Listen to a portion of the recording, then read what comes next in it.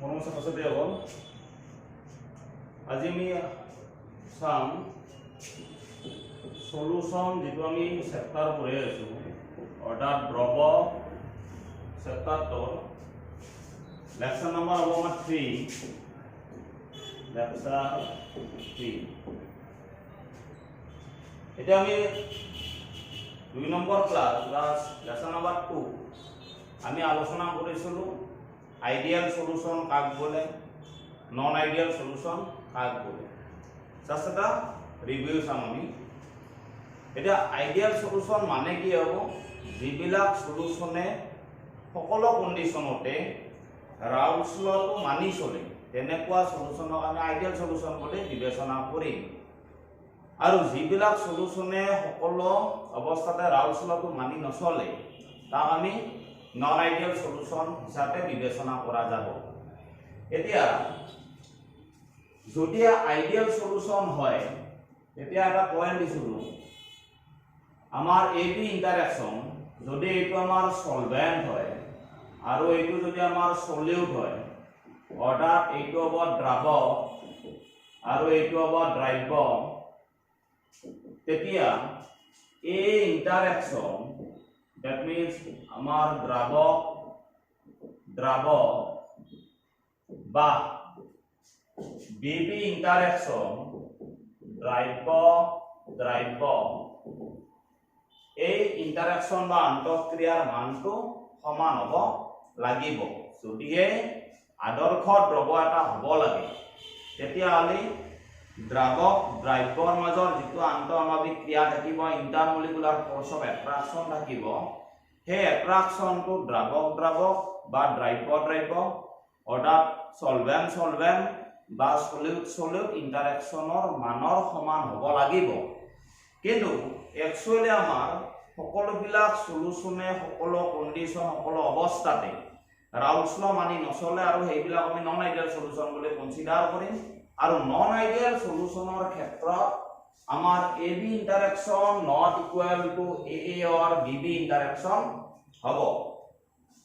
এতিয়া আমি আলোচনা কৰিম এই যে নন আইডিয়াল সলিউশন পালো, এই নন আইডিয়াল সলিউশন বিলাক সাধাৰণতে আমাৰ দুই ধৰণে ডেভিয়েট হ'ব পাৰে, অৰ্থাৎ ডেভিয়েশন মানে চেঞ্জ অফ ডাইৰেকশন, অৰ্থাৎ বিচ্যুতি ঘটিব পাৰে। কাৰ পৰা বিচ্যুতি ঘটিব? ৰাউলছ লৰ পৰা ঘটিব। গতিকে এই ডেভিয়েশন দুটা বা বিচ্যুতি দুটা আমি সাধাৰণতে পোৱা যাব।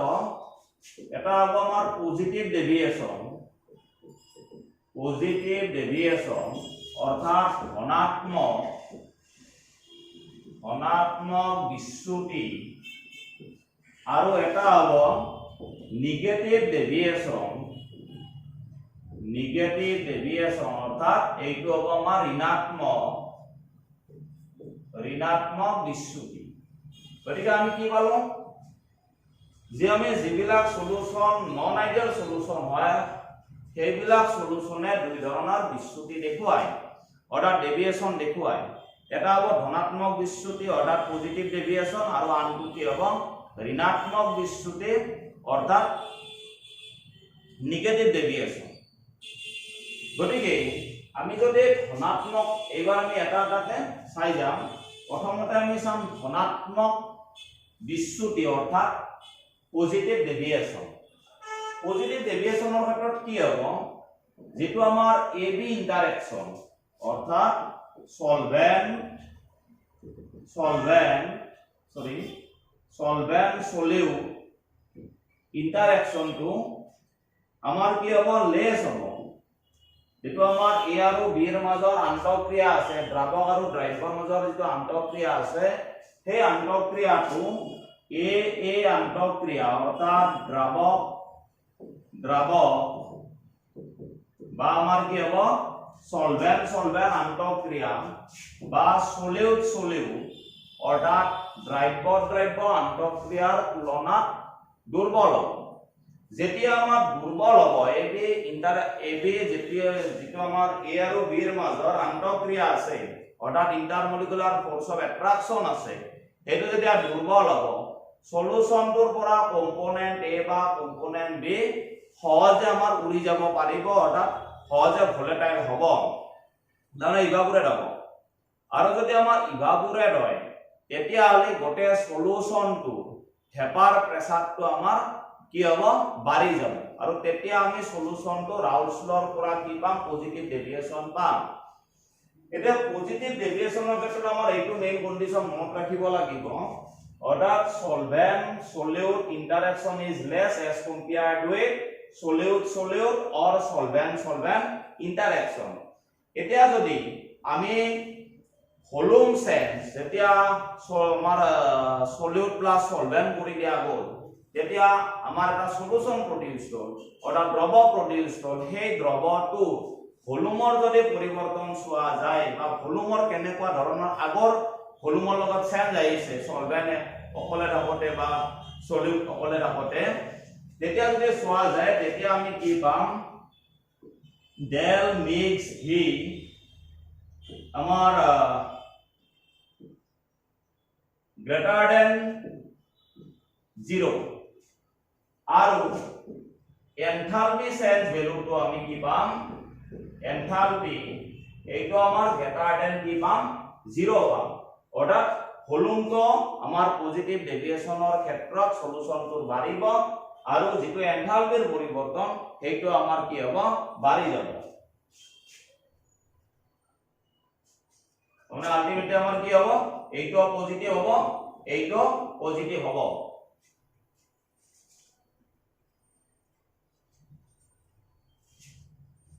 এবাৰ আমি গ্ৰাফিক্যাল ৰিপ্ৰেজেন্টেশন চাম গ্ৰাফিক্যাল ৰিপ্ৰেজেন্টেশন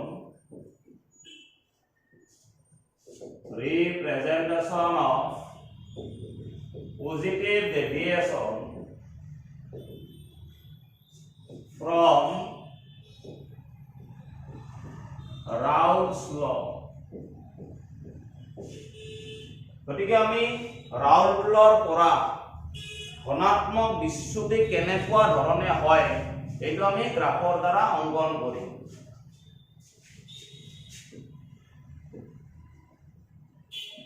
এতিয়া আমি লাষ্ট ক্লাছত ৰাউল্টছ লৰ গ্ৰাফটো পাইছিলো এইফালে আছিল ভেপাৰ প্ৰেসাৰ এইফালে আছিল মোল ফ্ৰেকশন অৰ্থাৎ মোল ভগ্নাংশ এইফালে কম্পোনেন্ট এটো পিওর আছিল গতিকে x a = 1 xb = 0 এইফালে কম্পোনেন্ট b আছে এটো সাইডে b আছে গতিকে আমাৰ মোল ফ্ৰেকশনটো কি হ'ব 1 হ'ব আৰু x a = 0 হ'ব গতিকে ৰাউল্টছ লৰ কাৰ্ভটো আমি এনেকুৱা ধৰণৰ পাইছিলো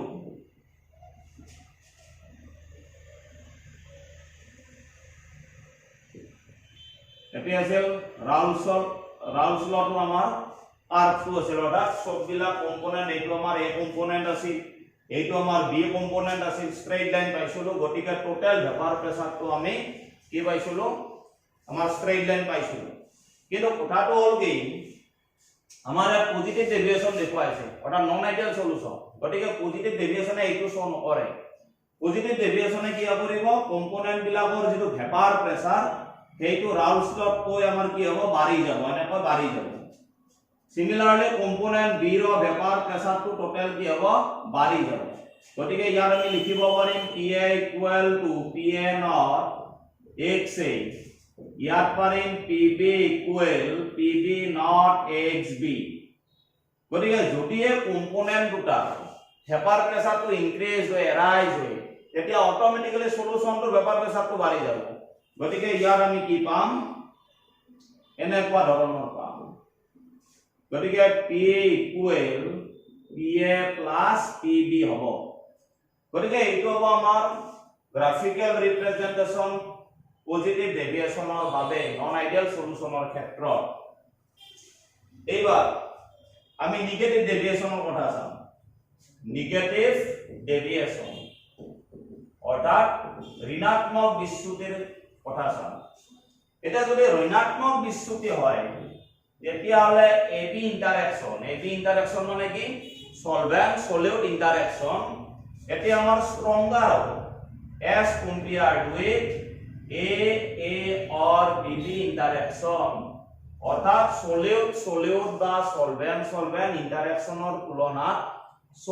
সলভেন্ট ইন্টাৰেকশনটো আমাৰ স্ট্ৰং হ'ব। তাৰ ক্ষেত্ৰত নিগেটিভ ডেভিয়েশনৰ ক্ষেত্ৰত তেতিয়া সলিউশন এ বিৰ পৰা কম্পোনেন্ট এ বা কম্পোনেন্ট বি উপাংশ এ বা উপাংশ বি সহজে বাষ্পীভূত হ'ব নোৱাৰে। আৰু ইয়াৰ যদি আমি ভলিউমটো চোৱা যায় নিগেটিভ ডেভিয়েশনৰ ক্ষেত্ৰত ভলিউমৰ পৰিৱৰ্তন বা চেঞ্জটো আমাৰ সামান্য পৰিমাণে কি হ'ব ডিক্ৰিজ হ'ব কমি যাব যেহেতু তাহাৰ মাজৰ ইন্টাৰমলিকুলাৰ ফোৰ্স অফ এট্ৰাকশন বা আমাৰ আন্তঃআণৱিক বলটো বেছি হয়। গতিকে আমি যদি ভলিউম মিক্সাৰ অৰ্থাৎ সলিউশনটো যদি চোৱা যায়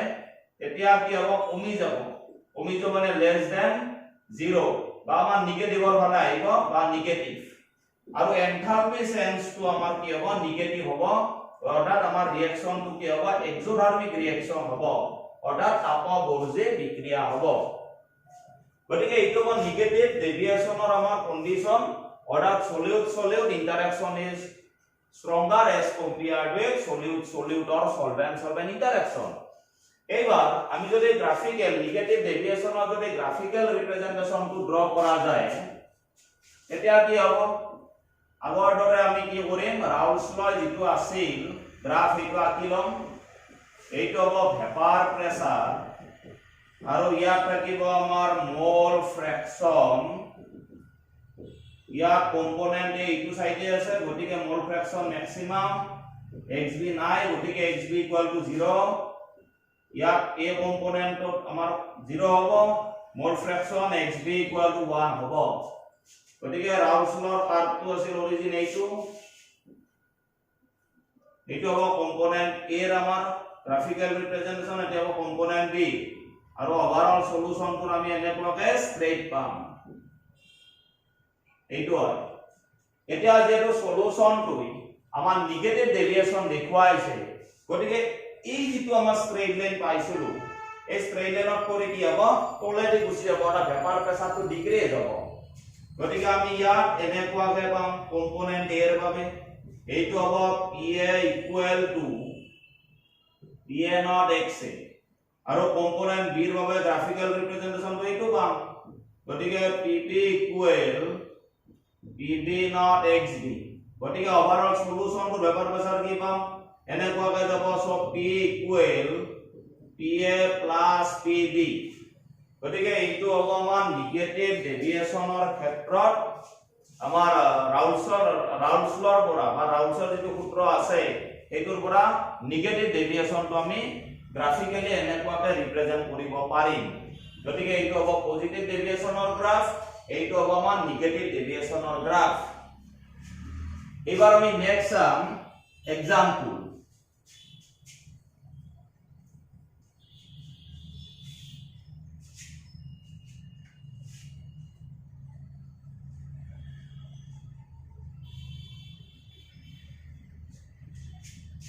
এবাৰ চাম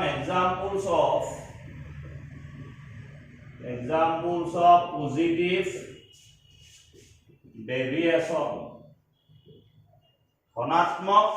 বিচ্যুতিৰ উদাহৰণ চাম। তাৰ বাবে আমি এটা एग्जांपल লম ইথানল C2H5OH plus chlorocyclohexane। গতিকে যদি আমি ধনাত্মক বিচ্যুতিৰ উদাহৰণ লোৱা যায় তাৰে এটা एग्जांपल হ'ব ইথানল আৰু সাইক্লোহেক্সেন। এতিয়া এইখিনি উদাহৰণটো লোৱাৰ আগতে আমি এটা পইণ্ট মনত ৰাখিব লাগিব কথাটো হ'ল যে পলাৰ বা ধ্ৰুৱীয় সলিউটেড ধ্ৰুৱীয় সলভেন্ট অৰ্থাৎ আমাৰ ধ্ৰুৱীয় দ্ৰব্য এটাই ধ্ৰুৱীয় দ্ৰাৱকত সলিবল হয় অৰ্থাৎ আন্তঃক্ৰিয়াটো যথেষ্ট বেছি হয়। একেদৰে অধ্ৰুৱীয় অৰ্থাৎ নন পলাৰৰ মাজৰ আন্তঃক্ৰিয়াটো যথেষ্ট বেছি হয় কিন্তু পলাৰ আৰু নন পলাৰৰ মাজৰ আন্তঃক্ৰিয়া অৰ্থাৎ পলাৰ নন পলাৰ ইন্টাৰেকশনটো উইকাৰ। গতিকে ইয়াৰ ওপৰত আমি গুৰুত্বটো দিব লাগিব। এটা যদি আমি ইথানলটো চোৱা যায় এটো যদি আমাৰ সলভেন্ট হিচাপে ইউজ হয় অৰ্থাৎ দ্ৰাৱক হিচাপে যদি ব্যৱহাৰ হয় এইটো হ'ব দ্ৰাৱক এইটো কিন্তু আমাৰ পলাৰ মলিকুল অৰ্থাৎ ধ্ৰুৱীয় অণু এইটো হ'ব পলাৰ মলিকুল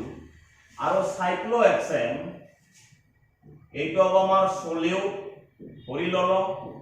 এটি হ'ব আমাৰ দ্ৰব্য আৰু এটি হ'ব আমাৰ কি নন পলাৰ মলিকুল অৰ্থাৎ এইটো হ'ব অধ্ৰুৱীয় অণু আৰু এইটো কি হ'ব আমাৰ ধ্ৰুৱীয় অণু গতিকে এটা সলভেন্ট ইথানলত এনেকুৱা ইথানল মলিকুল বহুত আছে তেনেকৈ হাইড্ৰোজেন এলিমেন্ট বুলি কওঁতে হাইড্ৰোজেন এটম বহুত আছে এনেকুৱাকৈ ইথানল বুলি কওঁতে আমাৰ ইথানল বহুত আছে এটা ইথানল মলিকুল বিলাকৰ এটাই আনটোৰ লগত ইন্টাৰমলিকুলাৰ হাইড্ৰোজেন বন্ড ফৰ্ম কৰিব পৰা টেন্ডেন্সি আছে অৰ্থাৎ এটা ইথানলে আনটো ইথানলৰ মাজত আমাৰ আন্ত আণৱিক হাইড্ৰোজেন বান্ধনী সৃষ্টি কৰে আৰু কেনেকুৱাকৈ সৃষ্টি কৰিব এইটো এটা ইথানল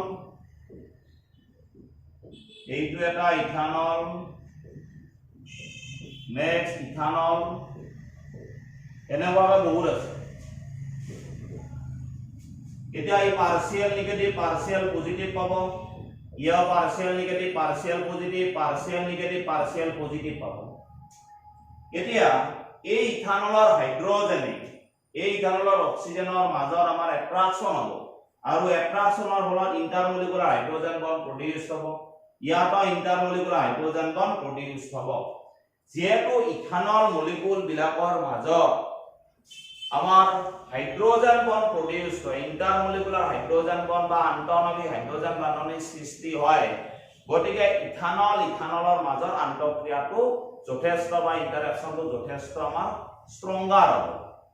এতিয়া আমি যদি নন পোলাৰ মলিকুল সাইক্লোহেক্সেন ইয়াত এড কৰা যায় অৰ্থাৎ ইথানলৰ তাতে যদি এড কৰা যায় তেতিয়া নতুন ইন্টাৰেকশন আহিব সেই ইন্টাৰেকশনটো হ'ব কি আমাৰ সাইক্লোহেক্সেন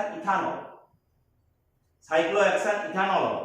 তাৰমানে আমাৰ ইয়াত এ বি ইন্টাৰেকশনটো কি হ'ব এটো যদি আমি ইথানল বুলি কনসিডাৰ কৰা যায় আৰু বি টো হ'ব আমাৰ সাইক্লোহেক্সেন এতিয়া ইথানলটো এটা পোলাৰ মলিকুল এটা আমাৰ ধ্ৰুৱীয় অণু আৰু সাইক্লোহেক্সেনটো হ'ব আমাৰ কি এটা নন পোলাৰ মলিকুল এইটো হ'ব নন পোলাৰ মলিকুল এইটো হ'ব ধ্ৰুৱীয় এইটো হ'ব অধ্ৰুৱীয় গতিকে দ্ৰৱটোত যদি আমাৰ চোৱা যায় তেতিয়া এ বি অৰ্থাৎ ইথানল আৰু সাইক্লোহেক্সেনৰ মাজৰ যিটো আন্তঃআণৱিক ক্ৰিয়া সেইটো কি হ'ব ইথানলৰ আন্তঃআণৱিক ক্ৰিয়াৰ তুলনাত কি হৈছে দুৰ্বল হৈছে গতিকে যেহেতু দুৰ্বল হৈছে অলৰেডি আমি কৈয়ে দিছো যে যেতিয়া এটা সলিউশনৰ সলিউট সলভেন্টৰ মাজৰ আন্তঃক্ৰিয়াটো দুৰ্বল হ'ব সলিউট বা সলভেন্টৰ তুলনাত তেতিয়া সলিউশনটো কি দেখুৱাব পজিটিভ ডেভিয়েশন আমাৰ দেখুৱাব কাৰ পৰা ৰাউলছ লৰ পৰা অৰ্থাৎ পজিটিভ ডেভিয়েশন বা ধনাত্মক বিচ্যুতি দেখুৱাব গতিকে আমাৰ ইথানল আৰু সাইক্লোহেক্সেন দ্ৰৱটো সদায় কি দেখুৱাব ধনাত্মক বিচ্যুতি দেখুৱাব এবাৰ আমি নেক্সট এক্সাম্পল হিচাপে লম ঋণাত্মক বিচ্যুতি বা নেগেটিভ ডেভিয়েশন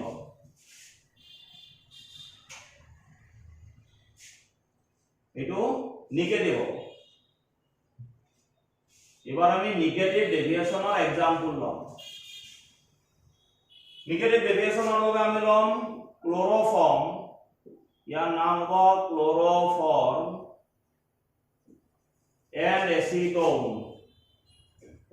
CH3CO CH3 ইয়াৰ নাম হ'ব acetone এতিয়া আমাৰ হাইড্ৰোজেন বন্ড কোনবিলাক মলিকুলে ফৰ্ম কৰিব পাৰে এইটো আমি অলপ চাই লওঁ যদি হাইড্ৰোজেন এটমটো মোৰ ইলেক্ট্ৰোনেগেটিভ এলিমেন্ট যেনেকুৱা আমাৰ নাইট্ৰোজেন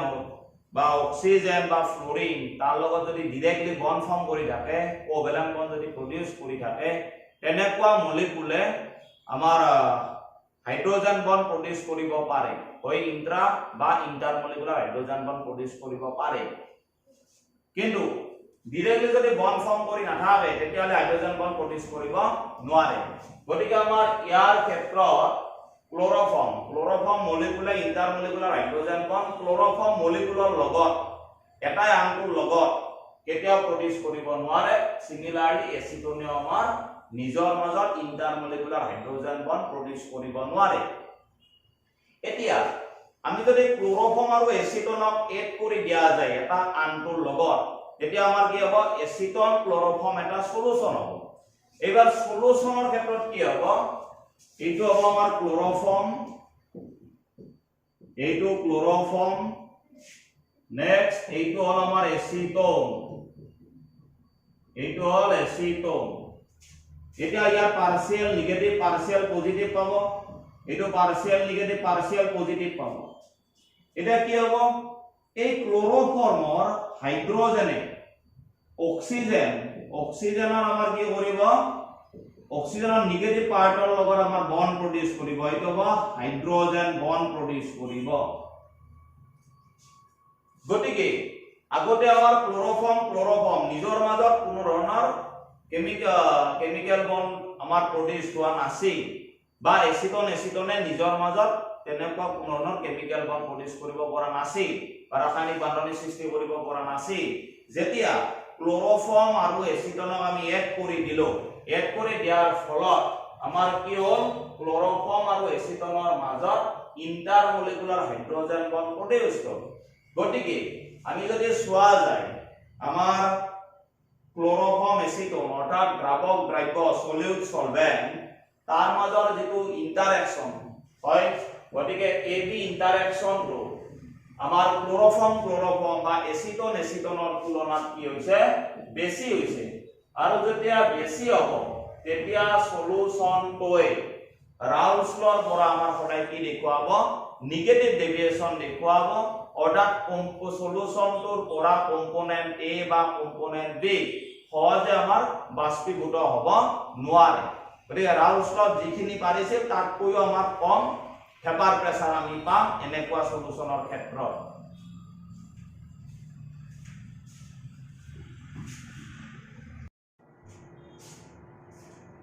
নেক্সট আমি আলোচনা কৰিম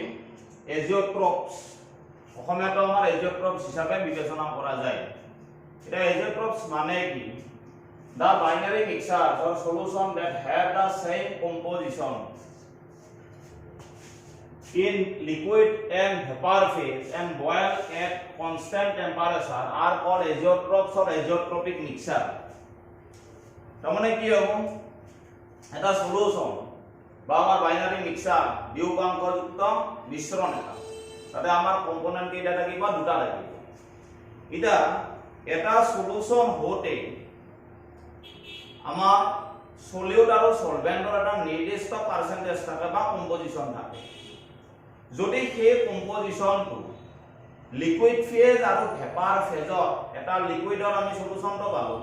ইয়াক যেতিয়া আমি ভেপাৰৰ লগে কনভাৰ্ট কৰিম গেছিয়াছ ষ্টেটৰ লগে যেতিয়া কনভাৰ্ট কৰা যাব সেই সলিউশনটো তেতিয়া যদি আমাৰ কম্পোজিশন অৰ্থাৎ সলিউশনটো থকা কম্পোজিশন কম্পোনেন্ট বিলাকৰ যেটো আমাৰ পাৰ্সেন্টেজ সেই পাৰ্সেন্টেজটো যদি একে থাকে তেতিয়া হলে এনেকুৱা সলিউশনক আমি এজিঅট্ৰপ বা এজিঅট্ৰপিক মিক্সাৰ হিচাপে বিবেচনা কৰা যাব এতিয়া এজিঅট্ৰপিক মিক্সাৰৰ ক্ষেত্ৰত আমাৰ যেটো মিক্সাৰ মানে আমাৰ লিকুইড ফেজতে থাক বা আমাৰ গেছিয়াছ ফেজতে থাকিলেও তাৰ আমাৰ টেম্পাৰেচাৰটো সদায় কনস্ট্যান্ট হ'ব বয়লিং পয়েন্টটো যেটো আমাৰ বয়ল হ'ব সেই বয়লিং পয়েন্টটো এজ ইট ইজ থাকিব অৰ্থাৎ আমাৰ এজিঅট্ৰপ যদি হ'ব লাগে এজিঅট্ৰপৰ ক্ষেত্ৰত কি হ'ব এটা বাইনাৰী মিক্সাৰ এক নম্বৰ কন্ডিশন দুই নম্বৰ কন্ডিশনটো হ'ল সেই যেতি বাইনাৰী সলিউশন বা বাইনাৰী আমাৰ মিক্সাৰ এইটো আমি যেতিয়া লিকুইড ফেজত আছিল তাতে যিকেইটা কম্পোনেন্ট আছে সেই কম্পোনেন্ট বিলাকৰ বা উপাংশ বিলাকৰ ৰেচিঅ' বা আমাৰ পাৰ্চেন্টেজ কম্পজিশ্যনটো একে থাকিব একে যিটো আছে এতিয়া যদি আমি সলিউশনটো ভেপাৰ ফেজৰলৈকে ট্ৰান্সফৰ্ম কৰি দিয়া যায় স্থানান্তৰিত কৰি দিয়া যায় তেতিয়া হলে তাৰ কম্পজিশ্যনটো একে থাকিব আৰু টেম্পাৰেচাৰটো সদায় কনস্ট্যান্ট থাকিব এতিয়া আমি এজিঅট্ৰপ বিলাকক দুই ধৰণে মানে শ্ৰেণীভুক্ত কৰিব পাৰি দুটা টাইপ নাম্বাৰ 1 ম্যাক্সিমাম বয়লিং এজিঅট্ৰপ অৰ্থাৎ সৰ্বোচ্চ উত্তলাংক বিশিষ্ট এজিঅট্ৰপ আৰু সৰ্বনিম্ন উত্তলাংক বিশিষ্ট এজিঅট্ৰপ এতিয়া আমি ম্যাক্সিমাম বয়লিং এজিঅট্ৰপৰ एग्जांपल নাইট্ৰিক এসিড আৰু ওয়াটাৰ মিক্সাৰটো পাম আমি ম্যাক্সিমাম বয়লিং এজিঅট্ৰপ কাক বলে বা আমি কেনেকুৱাকে পাম যেতিয়া আমাৰ নেগেটিভ ডেভিয়েশনৰ মান যথেষ্ট বেছি হয় অৰ্থাৎ এ বি ইন্টাৰেকশনৰ মান যথেষ্ট যেতিয়া বেছি হ'ব তেতিয়া সলিউশনটো এ আৰু বি অৰ্থাৎ সলিউট সলভেন্টৰ মাজৰ যেটো ইন্টাৰেকশন স্ট্ৰং হ'ব তেতিয়া সলিউশনটো যেতিয়া আমি বয়ল কৰি হেপাৰলৈকে ট্ৰান্সফৰ্ম কৰিব লাগিব তেতিয়া যথেষ্ট পৰিমাণৰ হিট দিব লগা হ'ব গতিকে তেনেকুৱা কন্ডিশনত আমি তেনেকুৱা এজিঅট্ৰপক ম্যাক্সিমাম বয়লিং এজিঅট্ৰপ হিচাপে বিবেচনা কৰিম ম্যাক্সিমাম বয়লিং এজিঅট্ৰপ পাব লাগিলে আমাৰ এ বি ইন্টাৰেকশনৰ মান অৰ্থাৎ নেগেটিভ ডেভিয়েশনৰ মান যথেষ্ট বেছি হ'ব লাগিব কন্ডিশন এটা एग्जांपल আমি নাইট্ৰিক এসিড ওয়াটাৰ মিক্সাৰটো পাম এবাৰ নেক্সট আছে আমাৰ মিনিমাম বয়লিং এজিঅট্ৰপ অৰ্থাৎ সৰ্বনিম্ন উত্তলাংক বিশিষ্ট এজিঅট্ৰপ এতিয়া মিনিমাম বয়লিং এজিঅট্ৰপটো যদি আমি পাব লাগে তেতিয়া হলে কি হ'ব এ বি ইন্টাৰেকশন অৰ্থাৎ সলিউট সলভেন্টৰ মাজৰ যেটো আন্তঃক্ৰিয়া সেই আন্তঃক্ৰিয়াৰ মানটো যথেষ্ট দুৰ্বল হ'ব লাগিব অৰ্থাৎ উইকাৰ হ'ব লাগিব যেতিয়া আমাৰ এ বি ইন্টাৰেকশন সলিউট সলভেন্ট ইন্টাৰেকশনটো আমাৰ দুৰ্বল হয় তেতিয়া সলিউশনটোৰ পৰা সহজে এ বা বি আমাৰ গেছিয়াছ ষ্টেটলৈকে কনভাৰ্ট হ'ব পাৰিব অৰ্থাৎ ইভাপোৰেশন কেপাসিটিটো আমাৰ বাঢ়িব বা ভলাটিলিটি টেন্ডেন্সিটো বাঢ়িব তেতিয়া আমাৰ পজিটিভ ডেভিয়েশনৰ মান অতি সহজতে বহুখিনি দেখুৱাব আৰু এনেকুৱা কন্ডিশনত আমাৰ এনেকুৱা এজিঅট্ৰপে মিনিমাম বয়লিং এজিঅট্ৰপ দেখুৱায় এতিয়া আমি নেক্সট আলোচনা কৰিম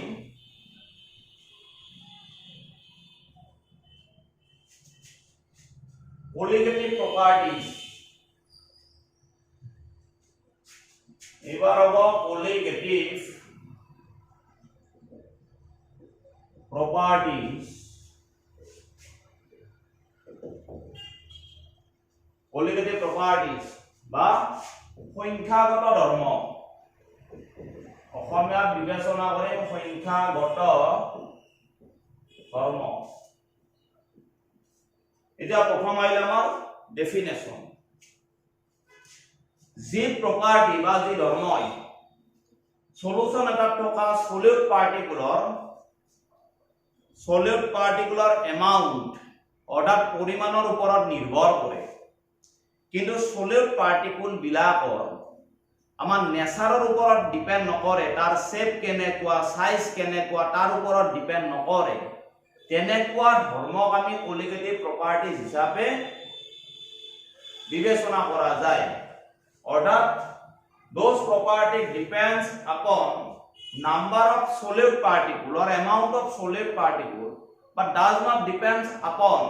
the identity of the solute particle these are considered as colligative property গতিকে solute particle amount বা পৰিমাণৰ ওপৰত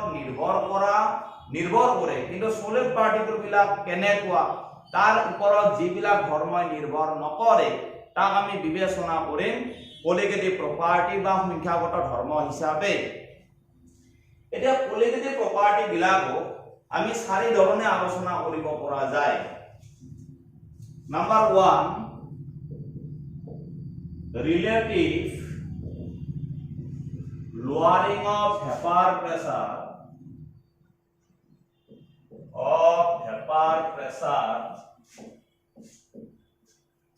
এটো হ'ব আপেক্ষিক বাষ্পীয় চাপৰ অৱনমন। 2 নম্বৰ elevation of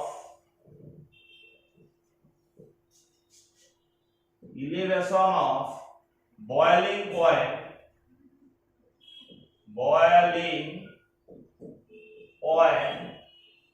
অৰ্থাৎ উতলাঙ্কৰ উন্নয়ন। 3 number depression of freezing point মানে হল হিমাঙ্কৰ অৱনমন। আৰু 4টো আছে osmotic pressure অৰ্থাৎ ৰসাপৰ্ষী চাপ। গতিকে এই 4 প্ৰকাৰত আমি আলোচনা কৰিম কলিগেটিভ প্ৰপাৰ্টি। গতিকে এইখিনি হল আজিৰ ক্লাছৰ আমাৰ আলোচনাৰ বিষয়। গতিকে আমি নেক্সট ক্লাছত এই যে কলিগেটিভ প্ৰপাৰ্টি পালো 4টা relative lowering of vapour pressure, elevation of boiling point, depression of freezing point আৰু osmotic pressure তাৰ বিষয়ে আমি বিশদভাৱে আলোচনা কৰিম।